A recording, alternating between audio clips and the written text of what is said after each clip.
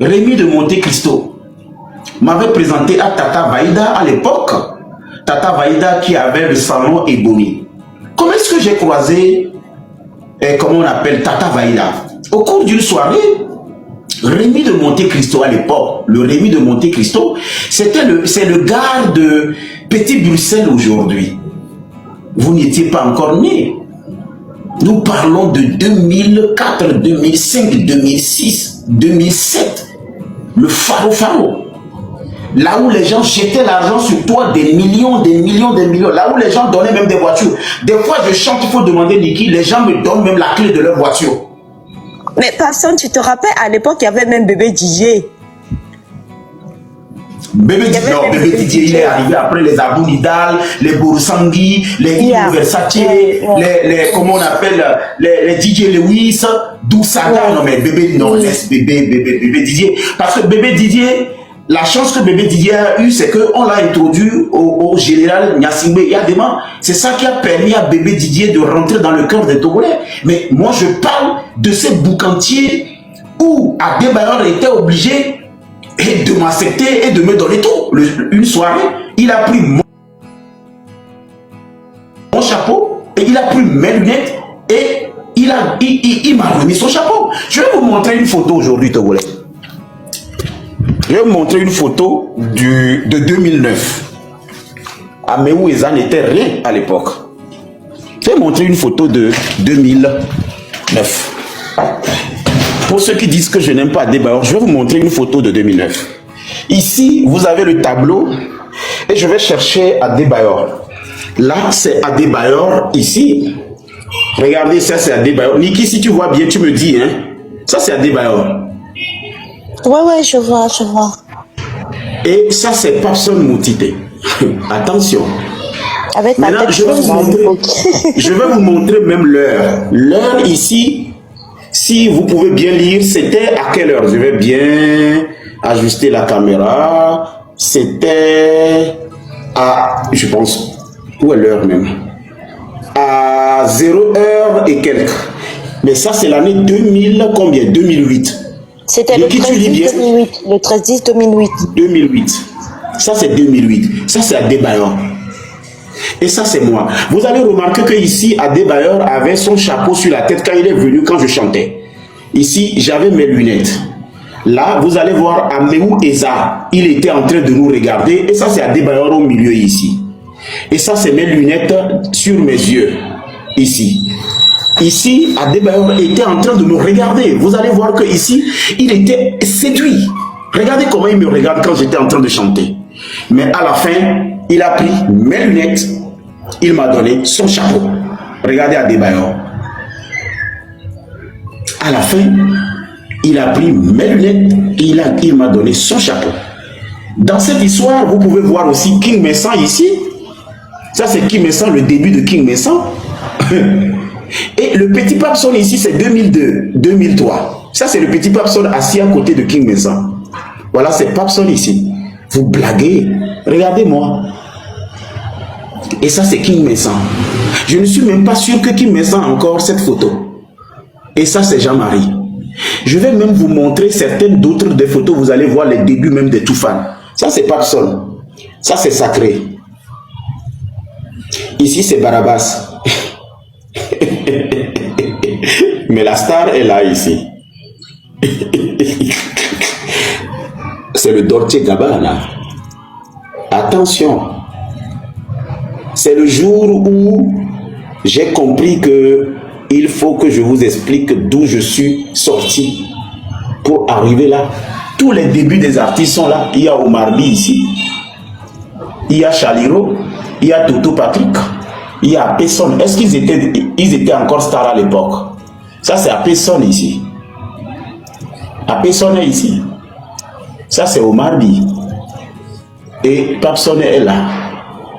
Ici, c'est la photo de Follow que j'ai amené à l'église à l'époque. La tata Maryse là, qui aujourd'hui est devenue aussi TikToker, vous voyez, elle est sur TikTok en train de faire des émissions. Elle était là. Qui, moi, je ne connais pas. Ici, je vous montre le général Katanga. Il m'a reçu à domicile, il était même en tapette. J'étais comment, Niki? J'étais en costume. Ça, c'est le général Katanga. Il m'a reçu chez lui, à la maison. Il était déjà chef d'état-major général.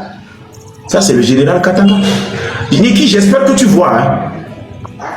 Ouais, bien sûr, je vois. Ça, j'étais comment en chose à dire, mais bon, je te laisse parler. Après, tu diras. Regarde ici. Ici, il y a tous les débuts de tous les artistes. Que ce soit Pondi Cissé, que ce soit Gbadamassi, que ce soit Alain Vierge, ils sont tous là.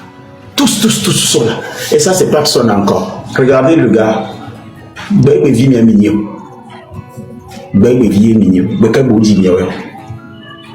Ino Versace, Monte Cristo. La semaine qui a suivi, je suis venu avec le chapeau d'Adebayor, qui est bête. Bref, Niki, tu voulais dire quoi? Vas-y, je t'écoute. Je voulais dire, tu as fait ton chemin. Et puis, au jour d'aujourd'hui, tu es là où tu es. Mais je dis, tout ce que tu nous as montré là, c'est pour faire peur à qui? Tu es malade. Tu es malade, hein? C'est pour faire peur à qui? Est-ce qu'on peut faire ça? Est-ce qu'on peut faire ça? Le parcours là, c'est pour simplement leur dire que le parcours, c'est un grand parcours. C'est un grand parcours, il n'y a rien à dire. Déjà, tout ce que tu as montré tout à l'heure, ça prouve beaucoup de choses. Mais toi et moi là, on a grandi ensemble. On a grandi ensemble. Donc, je ne suis pas étonnée. Dis-moi que Kassawana voit. On me le dit. Et dis-moi, comment on a fait pour devenir finalement des amis. Donc, laisse-moi un peu avancer et après tu me dis. Parce qu'à l'époque, quand nous parlons de Monte Cristo et que j'ai tagué Rémi, c'est pour vous dire comment je suis devenu une personne connue.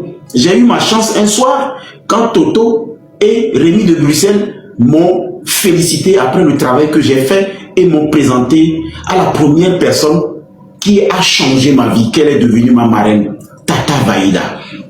Tata Vaïda, c'est le salon Ebori. C'est là-bas qu'on faisait mes têtes. Et dans le salon de Tata Vaïda, on me présente Sandra. Sandra Banana République. Et c'est comme ça que j'ai commencé par voir finalement toute la crème, les sommités. Monte Cristo a posé ma vie à quelque part où aujourd'hui je ne peux plus tomber. Pourquoi? Parce que lors des soirées, je voyais Niki, que vous voyez ici, arriver avec un groupe. Elles étaient souvent 3 ou 4 et escortées. Leur salon est toujours réservé à Monte Cristo. Qu'elles viennent ou elles ne viennent pas, elles ont toujours leur salon. Nous avons des tables sur lesquelles on trouve des champagnes, des grands crus. Nous avons des Laurent Perrier. Nous avons, c'est-à-dire tout. À l'époque, même les champagnes, là, ce n'est pas les champagnes de 35 000 que vous avez aujourd'hui ou les 25 000 aujourd'hui, 15 000, 10 000, même tu as champagne. Et sur la table des Niki, nous on était de l'autre côté, on les voyait. Ah bah oui, je suis un petit artiste qui quitte Bekota pour venir faire les Akara pour Monte Cristo. J'ai trouvé l'argent ou même pour boire, comme on appelle champagne.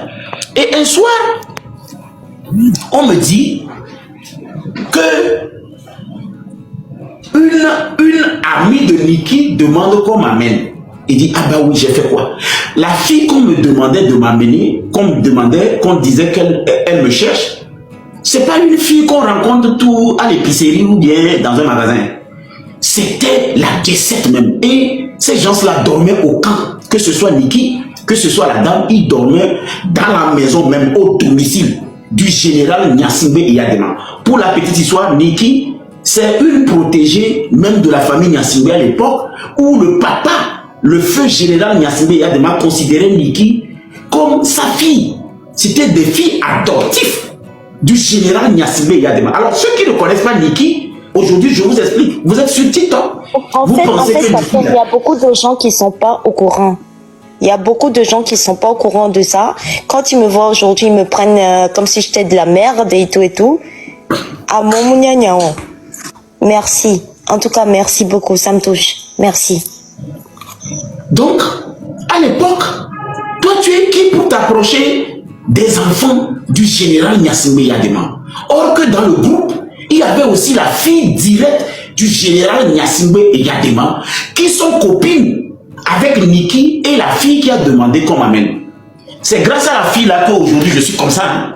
Pour la petite histoire, quand vous me voyez élégant comme ça, c'est pas, je ne parle pas de Niki, hein, je parle de sa copine. Parce qu'à l'époque, Niki ne m'aimait pas. Elle pensait que j'étais un gigolo qui venait venir prendre l'argent de sa copine. Niki ne m'a jamais aimé au début. Aujourd'hui, on est devenus des frères, mais au début, ça n'a pas été facile. Niki ne m'a jamais aimé parce que ils avaient un groupe de riches.